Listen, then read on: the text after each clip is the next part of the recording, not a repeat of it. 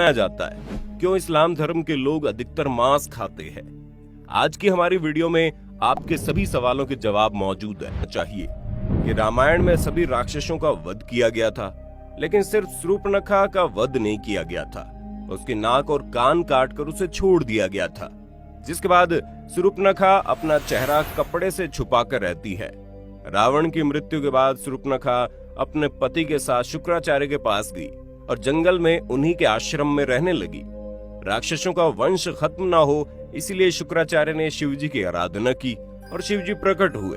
शिव जी ने अपना स्वरूप शिवलिंग शुक्राचार्य को देकर कहा कि जिस दिन कोई हिंदू इस शिवलिंग पर गंगा जल चढ़ा देगा, उस दिन राक्षसों का नाश हो जाएगा। तब तक के लिए जो राक्षसों का वंश है वो इसी तरह चलता रहेगा। अब शुक्राचार्य चाहते थे कि कोई भी उस शिवलिंग तक ना पहुंचे और राक्षसों का वंश कभी खत्म ना हो। इसलिए शुक्राचार्य ने डर की वजह से शिवलिंग को हिंदुओं से दूर रेगिस्तान में स्थापित कर दिया, जो आज अरब के मक्का मदीना में स्थित है। और इसलिए लोगों द्वारा कहा जाता है कि मक्का मदीना में एक शिवलिंग है, जिस पर गंगा जल चढ़ाने पर पृथ्वी की पूरी कायापलट हो जाएगी।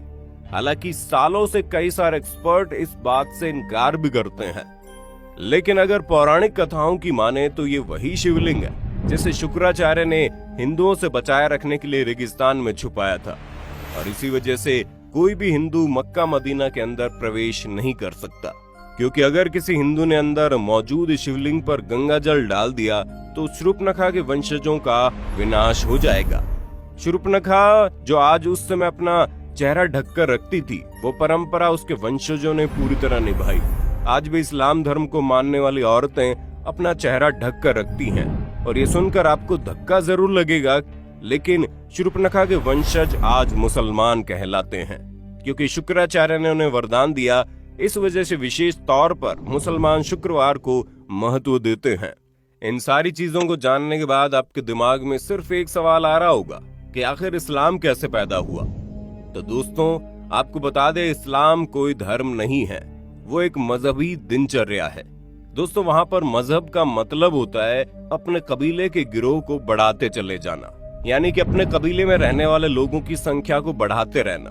दोस्तों, ये तो हम सभी जानते हैं कि इस्लाम धर्म की स्थापना करने वाले मोहम्मद अरब के वासी थे, और अरब के देशों में सिर्फ और सिर्फ रेगिस्तान पाए जाते हैं। वहाँ जंगल तो छोड़िए, हरियाली भी नहीं होती, लेकिन वहाँ पर मुश्किल से इक्का दुक्का ही पेड़ पौधे नजर आते हैं।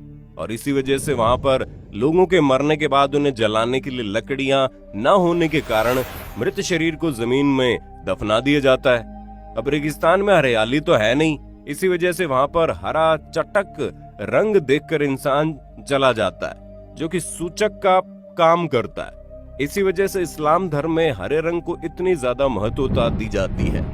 अरब देशों में पड़ने वाली गर्मी किसी की भी हालत खराब कर सकती है। वहाँ के लोग तेज धूप में रेगिस्तान में सफर करते थे, और इसी वजह से वहाँ पर लोग अपने सिर को ढकने के लिए टोपी पहनने लगे, ताकि धूप की गर्मी से वो लोग बीमार ना पड़े। और ये प्रथा आज भी चली आ रही है, जहाँ पर अरब के देशों में देखेंगे कैसे लोग अपने सिर पर कपड़ा बांध कर रखते हैं, ताकि धूप की गर्मी उन्हें नुकसान ना पहुँचा पाए। अरब के देशों में पानी की बहुत ही ज्यादा कमी देखने को मिलती थी। ऐसे में लिंग यानी मूत्र मार्ग को साफ करने में पानी खराब न हो, इसलिए वहाँ के लोग यानी कि इस मजहब के लोग अपना खतना करने लगे।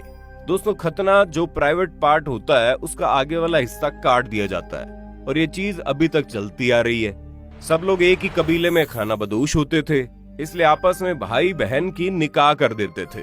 उन्हें शादी करने के लिए कहीं दूर रिश्ता ढूंढने की जरूरत नहीं होती थी, पर हाँ, वो लोग शादी करने से पहले इस बात का जरूर ध्यान देते थे कि जिसके साथ वो शादी कर रहे हैं वो उसका सगा भाई या बहन ना हो। अगर कोई चाचा या मामा वगैरह का लड़का या लड़की है तो उसके साथ ये लोग आराम से शादी कर देते थे।